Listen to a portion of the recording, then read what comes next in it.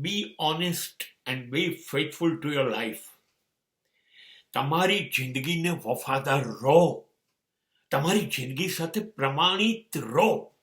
તમારી જિંદગી છે, તમારી માલિકીની, વારંવાર મળતી નથી. ઈશ્વરે એકવાર આશીર્વાદ આપ્યા છે. હવે એમાં તમે નક્કી કરો છો કે તમારે આ કામ કરવું છે, તમારા આ સ્વપ્ન છે, તમારા આ ધ્યેય છે, તમારે મેળવવું છે, તમારે આ રીતે ચાલવું છે, તમારી જિંદગીનો રસ્તો તમે નક્કી કર્યો છે, બસ એને વળગી રહો. એમાં કોઈ સમાધાન નહીં. ગમે તે મુશ્કેલી આવે, તમારી અંદર એક એવી આગ પ્રગટાવો. તમારા આત્મવિશ્વાસને મજબૂત કરો. તમે જ કરી શકશો.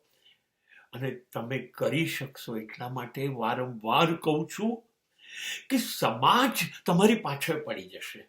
એ તમારી સફળતા સહન નહીં કરી શકે. એટલા માટે એ તમને વારે ઘડીએ ડિસ્ટર્બ કરશે અને એ એટલા બધા નડતર પેદા કરશે કે તમારા ધ્યેયનો, મંઝિલનો રસ્તો તમે ચૂકી જશો. તમારી જિંદગી સાથેથી તમે જે મેળવવું છે એ ચૂકી જશો જો એને વફાદાર નહીં રહો તો.